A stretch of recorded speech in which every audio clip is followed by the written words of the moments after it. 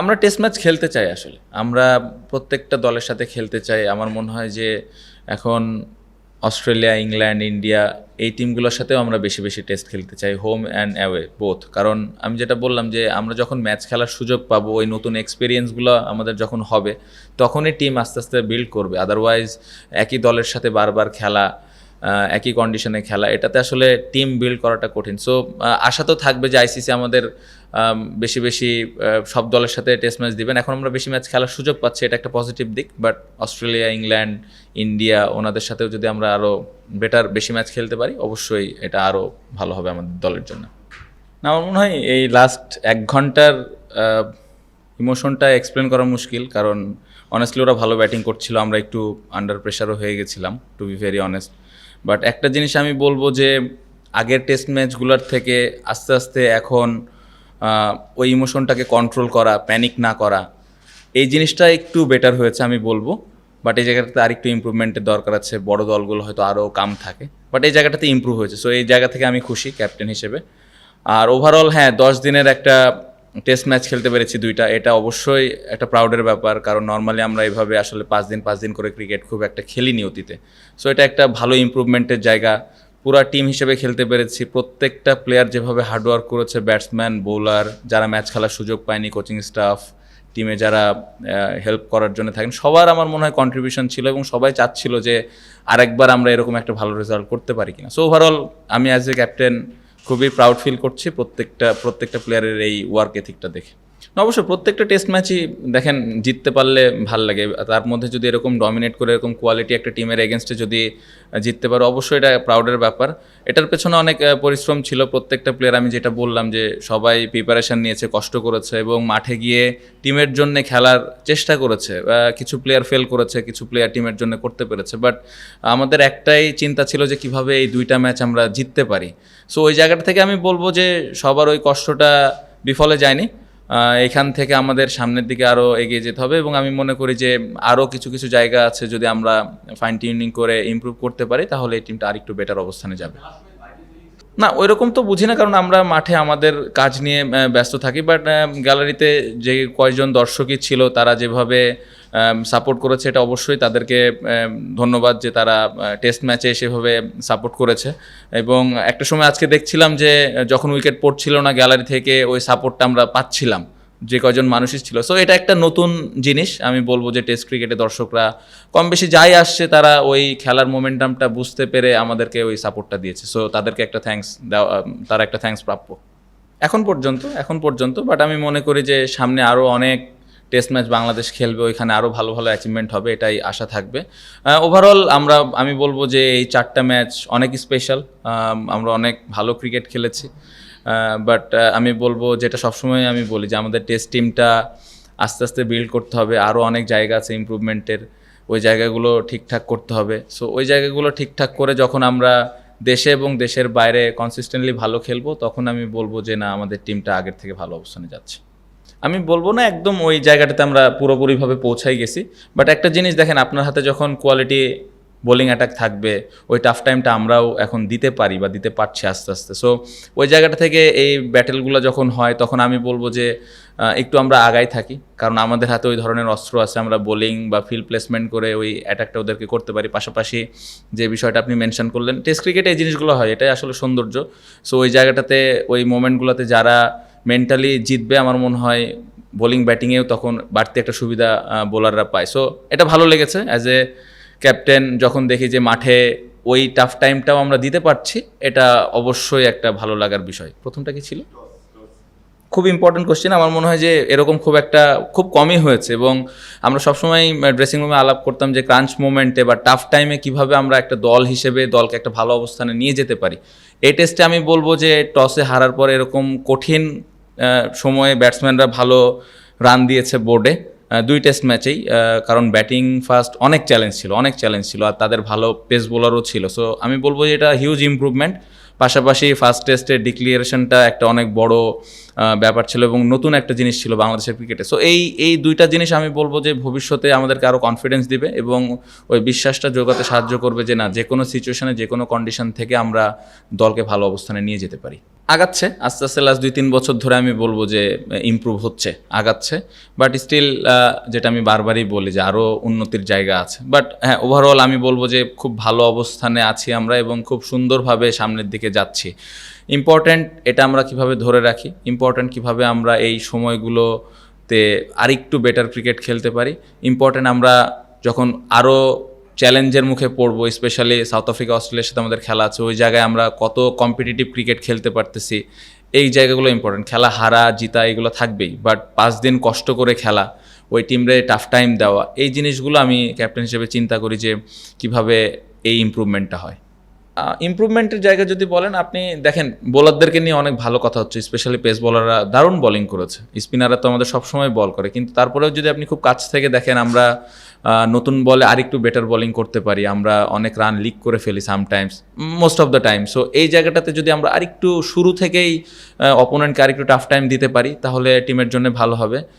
আমার মনে হয় টপ অর্ডারদের অনেক চ্যালেঞ্জ, লাল বলে কঠিন চ্যালেঞ্জের কন্ডিশনে ব্যাটিং করাটা অনেক চ্যালেঞ্জ এই জায়গাটাতে। তারপরেও আমি বলবো যে যদি একটু বড় পার্টনারশিপ আমরা দিতে পারি, এখান থেকে একটা বড় রান যদি ইন্ডিভিজুয়াল কোনো ব্যাটসম্যান করতে পারে টপ অর্ডারদের মধ্যে, তাহলে এই দুইটা জায়গায় যদি আমরা আরেকটু ঠিক করতে পারি, তাহলে টিমটা আরও বেটার অবস্থানে থাকবে। এরপরে জিম্বাবুয়ের সাথে একটা টেস্ট, তারপরে অস্ট্রেলিয়া। আমার মনে হয় যে চ্যালেঞ্জটা অনেক কঠিন থাকবে। একটু আগে যেটা বললাম যে আমরা যেই টিমের সাথেই খেলি 4 দিন 5 দিন একটা টাফ টাইম যেন আমরা দিতে পারি, ওই কঠিন সময়টা যেন দিতে পারি, তাহলে আমার মনে হয় ইমপ্রুভটা হবে। নতুন বল আসার আগে দেখবেন যে আমি খুব ইন আউট ফিল্ড প্লেসমেন্ট করেছিলাম, কারণ বলের কন্ডিশনটা খুবই খারাপ ছিল এবং ওরা ভালো ব্যাটিংও করছিল, ওরকম হেল্প আমরা আসলে পাচ্ছিলাম না। সো আমরা অপেক্ষা করছিলাম যে এই সময়টাতে রানটা যেন বেশি না হয়।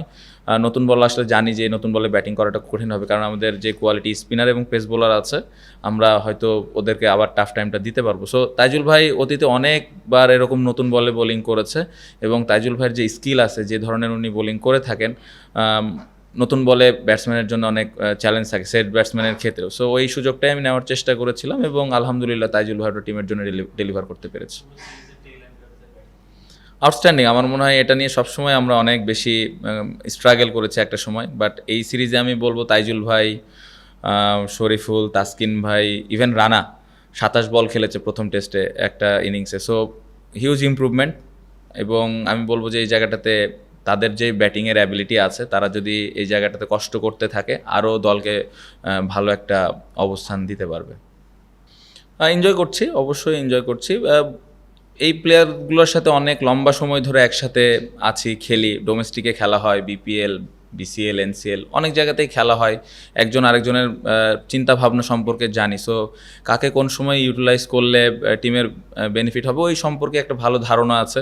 পাশাপাশি টিমের তো একটা প্ল্যান থাকে কখন কে বল করবে। সো এই বিষয়গুলো নিয়ে আমি খুবই ক্লিয়ার থাকি এবং আমি চেষ্টা করি যে ওই অনুযায়ী ইউটিলাইজ করার। বাট কাজটা আসলে বোলাররাই করে, আমি জাস্ট বলটা হাতে তুলে দিই। ক্রেডিটটা আমার মনে হয় বোলারদেরই। অবশ্যই আমার মনে হয় দুইটা জিনিস, এখানে উইকেটটা পরিবর্তনের কারণে পেস বোলারদেরকে আমরা নিতে পারছি এবং তাদের যে কোয়ালিটিটা আছে পেস বোলারদের, এই কোয়ালিটি থাকলে অবশ্যই এ ধরনের উইকেটে আমরা খেলতে পারি। স্পিনারদের আমি একদমই অবহেলা করতে চাই না, কারণ আমি একটু আগে যেটা বললাম যে নতুন বলে স্টিল আমরা হয়তো কিছু রান লিক করে ফেলি, বাট এগেন আপনি দেখবেন স্পিনাররা এই ভালো উইকেটের মধ্যে এসে ওই রানটা কন্টেন্ট করা, উইকেটটা নেওয়া, মিরাজের ফার্স্ট টেস্টের 5 উইকেট, দেন তাইজুল ভাইয়ের এই ম্যাচে রান এক পাশ থেকে কন্টেন্ট করা খুব ইম্পর্টেন্ট ছিল। সো ওভারঅল আমি বলবো যে পেস বোলাররা নতুন বলে ভালো বল করছে বা মিডল ওভারে ভালো বল করছে, স্পিনাররা হেল্প করছে এরকম কন্ডিশনে। ফিউচারে দেখা যাবে কোনো দিন হয়তো আমরা স্পিন উইকেট আবার খেলবো অপোনেন্টের স্ট্রেংথ অনুযায়ী, তখন আবার হয়তো পেস বোলাররা এই দায়িত্বটা নেবে যে এক সাইড থেকে আমি কীভাবে রান কন্টেন্ট করবো। সো আমার মনে হয় খুব ভালো কম্বিনেশনের দিক দিয়ে আমরা যাচ্ছি এবং ভবিষ্যতে আপনি যেটা বলেন অস্ট্রেলিয়া, সাউথ আফ্রিকাতে যখন আমরা খেলবো ইউনিভার্ন, ওখানে আমরা 4 পেস বোলারও খেলাতে পারি। এটার জন্য ইম্পর্টেন্ট আমাদের টেলেন্ডারে যারা ব্যাটিং করে এবং আমরা যারা টপ অর্ডারে ব্যাটিং করি, তারা কত বড় রান করতে পারি ইন্ডিভিজুয়ালি। আচ্ছা, বোলার, হ্যাঁ, আপনি যখন আপনার কাছে যখন 5টা বোলার থাকবে তখন তো অপশন থাকেই। একটা জিনিস মানে টেস্ট ম্যাচ জিততে হলে আপনার 5টা বোলার লাগবে, এটা আমি বিশ্বাস করি। 20 উইকেট নিতে হলে আপনার বোলিং অপশন থাকতেই হবে। সো ওই চ্যালেঞ্জটা আমরা নিয়েছি, অতীতে এরকম খুব একটা সাহস আমরা করতাম না। এটার পেছনে আমি বলবো ব্যাটসম্যানদের একটা বড় ক্রেডিট আছে। ব্যাটসম্যানরা লম্বা রান করছে, বড় রান করছে। আমরা এই সিরিজ শুরু হওয়ার আগে একটা কথা বলেছিলাম যে ফার্স্ট ইনিংসের ব্যাটিংটা খুব ইম্পর্টেন্ট। বোর্ডে যখন 350, 400, 450 রান থাকবে, তখন ওই বোলারদের ওই কুশনটা থাকে যে তারা মন খুলে বল করবে। সো 5টা বোলার, 6টা জেনুইন ব্যাটসম্যান, সাথে একটা অলরাউন্ডার, এ ধরনের চ্যালেঞ্জ এখন আমরা নিতে চাচ্ছি, কারণ আমরা এই দলটাকে ওপরের দিকে নিয়ে যেতে চাই। সো ব্যাটসম্যানরা ওই রেসপন্সিবিলিটিস নেওয়ার কারণে বোলারদেরকে ওই কুশনটা আমরা দিতে পারতেছি। মেসেজ আসলে সিচুয়েশানটা যেরকম ছিল, আমরা আসলে রানটা কত হলে আমরা একটা ভালো পজিশনে যেতে পারি, আমরা আসলে ওখানে senior player, one of the most senior player batting করতেছিলেন মুশফিক ভাই, উনি কি চিন্তা করতেছেন, এই বিষয়টাগুলো নিয়ে আমরা কমিউনিকেট করতেছিলাম, যেটা আসলে আমাদের টিমের জন্য ভালো হয়। আমি মানে খুবই লাকি যে মুশফিক ভাই মাঠে আছেন। অবশ্যই এখানে আরও লিটন আছে, মিরাজ আছে, মমিনুল ভাই আছে, বাট এইরকম কঠিন সময়ে আমি একটু ডিসকাস করতে পছন্দ করি।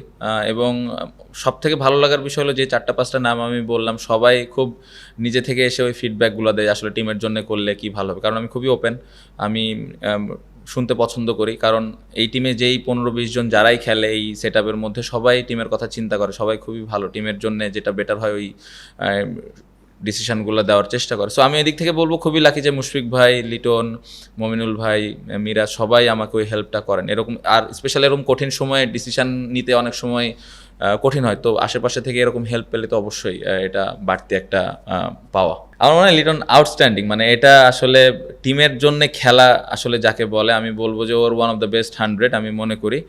ক্রেডিট তাইজুল ভাই, তাসকিন, শরীফুল রানা তাদেরকে অবশ্যই দিতে হবে, বাট ওই জায়গায় লিটন ভাই যেভাবে রেসপন্সিবিলিটিসটা নিয়ে ব্যাটিং করেছে, এটাই আসলে একটা বড় টিম হওয়ার লক্ষ্যে যে যাচ্ছে এটা বোঝা যায় আসলে। এবং ড্রেসিং রুমে ওই বিশ্বাসটা সবার ছিল যে এখান থেকে তাইজুল ভাই একটা সাপোর্ট দিবে এবং লিটন রান করতে থাকবে, এবং লিটনও মাঠ থেকে মেসেজ পাঠিয়েছিল একবার আমার কাছে যে আসলে কোন অ্যাপ্রোচে খেলবে। সো খুব ভালো একটা কমিউনিকেশন হচ্ছিল, এবং আমি বলবো যে এই টেস্ট ম্যাচে এই যে আমরা ম্যাচটা জিতলাম, আমি বলবো যে সব থেকে বড় ক্রেডিট আমার মনে হয় লিটনের ওই সময়কার ব্যাটিং, আদারওয়াইজ আমরা ওই ফার্স্ট ইনিংসে অনেক পেছনে পড়ে যেতাম। তাইজুল ভাই আমার মনে হয় যে ফার্স্ট টেস্টে খুব কম বল করেছে, যেটা আমি অ্যাজ এ ক্যাপ্টেন খুব কম দেখেছি, বা আমি কম বল দিয়েছি। মিরাজ দারুণ বল করেছে, পেস বোলারও ভালো বল করেছিল, বাট এই টেস্টে যখন আবার রেসপন্সিবিলিটিসটা তার ঘাড়ে এসে পড়েছে, ঠিকভাবে পালন করেছে, এবং যেটা সবসময় উনি করে। আর আমি ক্যাপ্টেন হিসেবে সবসময় একটু বেশি আশা করি তাইজুল ভাইয়ের কাছ থেকে। সামটাইমস একটু মাঠের মধ্যে একটু হয়তো এদিক ওদিক হয়ে যায়, লম্বা সময় ধরে বল করে, বাট তারপরেও ওই প্রেশারটা আমরাই দিই, সবাই মিলে দিই তাইজুল ভাইয়ের, যে না আরও ভালো বল করতে হবে। সো উনি এত বছর ধরে ডেলিভার করতেছেন, ভবিষ্যতে আরও করবেন, এবং এটা দেখতে ভালো লাগে। এই জন্যে 2টা টেস্ট ম্যাচ জিততে পারলাম আলহামদুলিল্লাহ। আমার মনে হয় যে এই কম্পিটিশান থাকা ভালো, এ ধরনের হেলদি কম্পিটিশান থাকাটা ভালো, এবং আমি যেটা বললাম যে যাকে যখন দায়িত্বটা দেওয়া হচ্ছে বোলিংয়ের, সে ওই জায়গাটাতে পালন করছে। আমার দেখতে ভালো লাগে যে টিম যখন বিপদে পড়ছে তখন একজন এসে বল হাতে নিয়ে টিমের জন্যে উইকেট নিচ্ছে, টিমের জন্য রান কম দিচ্ছে। এই রেসপন্সিবিলিটিসটা দেখে আমার মনে হয় ভালো লাগছে যে আসলে সবাই সবার জায়গা থেকে বুঝতেছে আসলে খেলাটার গুরুত্বটা কতটুকু। সো আশা করব যে অনেক বেশি এক্সাইটেড আমরা না হয়ে যাই, আবার সামনের টেস্ট আসার আগে সুন্দরভাবে প্রিপারেশান নিই, যে ভুলগুলো ছিল ওইগুলো ঠিক করে, এবং এই হেলদি কম্পিটিশনটা যেন আমাদের চলতেই থাকে। না, এতটুকু বলতে পারি, অন্যভাবে ব্যাখ্যা করার কিছু নয়, ওখানে নেগেটিভ কোনো কিছুই ছিল না, একদমই নেগেটিভ কিছু ছিল না। বাট এই জিনিসটা আমি না বলি, বাট একদমই নাথিং সিরিয়াস, যে না মানে একদম সিরিয়াস কোনো বিষয় না, এটা একটা খুবই ফানি একটা বিষয় ছিল, এতটুকু আমি বলতে পারি কেন উনি এটা করেছেন, বাট নাথিং সিরিয়াস।